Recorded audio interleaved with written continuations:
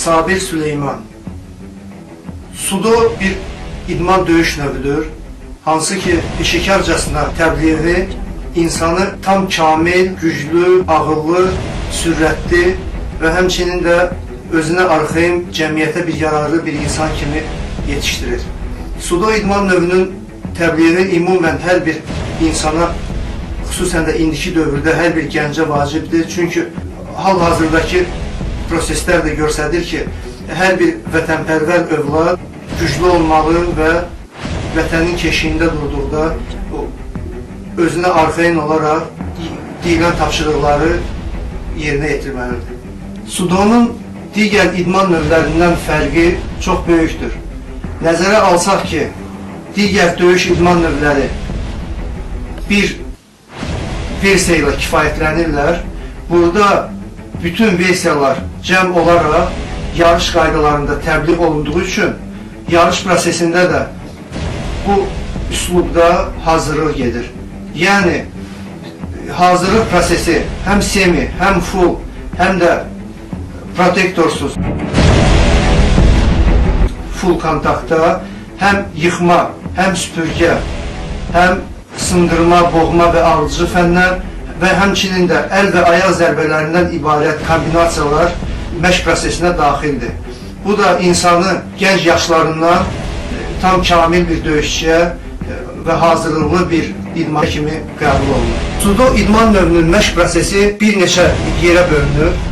Bunlar əsasən qızışdırıcı fənlərdən və praktiki akrobatik və gimnastik fənlərdən, sürət kombinasiyalarından və əsas proqram da texnikanın hazırlıq səviyyəsinin artırılması hissəsindən ibarətdir.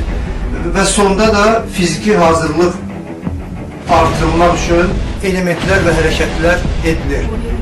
Nəzərə alsaq ki, biz artıq məşq prosesini bir neçə yerə bölürük. Bunlardan ən əsası da texnikanın inkişafı üçün proqramdır. Demək olar ki, bütün məşq prosesinin 70%-i bizim texnikamızın, xüsusən də döyüş üslubunun gücləndirilməsi üçün ayrılmış vaxta sərf olunur. Amma bu o demək deyil ki, biz digər bölümlərə də vaxt ayırmırıq. Akrobatik və gimnastik fənlərə, sürət hərəkətlərinə, qızışdırıcı hərəkətlərə və həmçinin də fiziki hazırlığımızın artırılması üçün edilən hərəkətlərə də biz heç də bundan az fikir vermirik. Çünki sudo döyüşçüsü həm sürətli, həm güclü, həm ağıllı, həm də gimnastik və akrobatik fənlərdə mükəmməl olan, sabit və çox səlis döyüş üslubu aparan bir idmançıya çevrilməlidir.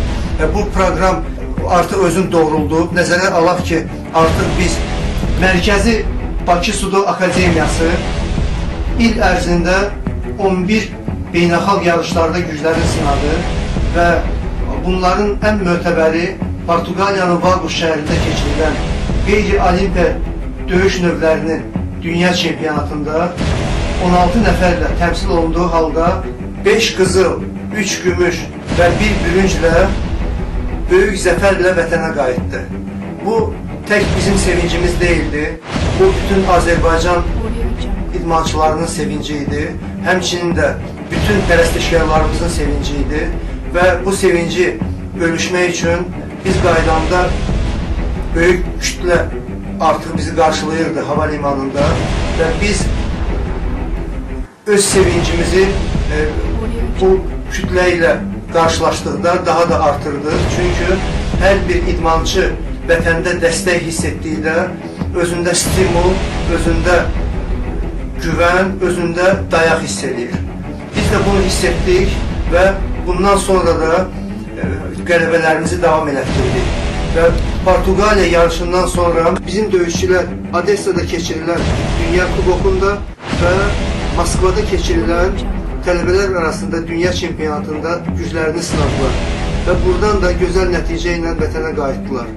Bu bir daha göstərir ki, sudo döyüş növü hər tərəfli bir idmançını inkişaf elətdirir və hər bir idman növündə idmandan və versiyadan asılı olmayaraq özünü tam sərbəst hiss edərək zəfərlə qələbə çalmağa imkan verir.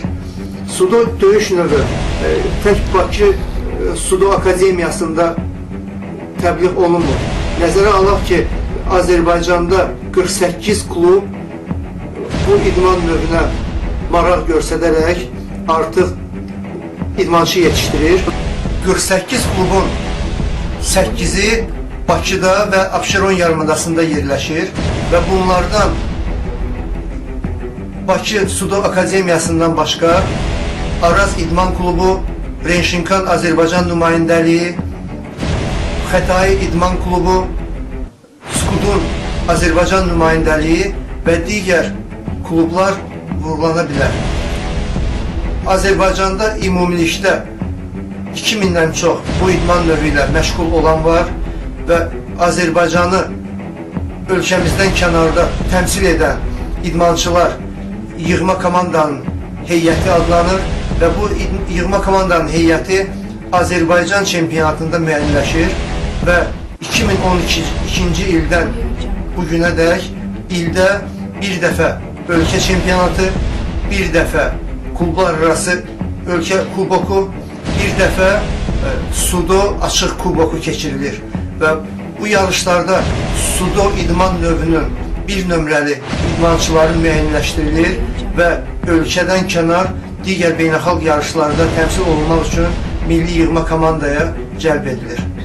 Sudo idman növünün beynəlxalq aləmdə təbliği hal-hazırda çox sürətlə gedir və nəzərinizə çatdırım ki, Sudo Beynəlxalq Təşkilatı 2012-ci ildə yaradılıb və o gündən bugünədək artıq 20-dən çox ölkə öz nümayəndəliyini təsdiqləmək üçün bizə müraciət edib və xüsusi vurğulamaq istərdik. Rusiya, Ukrayna, Türkiyə, İrandan başqa Almaniyanı, Portuqaliyanı, İspaniyanı və digər ölkələri, hansı ki bunların hamısı birlikdə artıq 50 mindən çox idmançı ilə Sudonun təbliği ilə məşğul olurlar. Bu deməkdir ki, 3 il ərzində bu idman növünün dünya aləmində təbliği 50 min idmançını bir yerə toplayaraq bu idman növü ilə məşğul olmağa maraq yaratır. Və hal-hazırda da 50 min idmançı gələcəyin 50 min döyüş ustasıdır və 50 min idmançı 50 min qara kəməri deməkdir və 3 il ərzində əgər bu qədər idmanla məşğul olan varsa, yaxın gələcəkdə bu dünyanın ən populyar, ən idman növlərindən birinə çevrilməyinə layiqdir.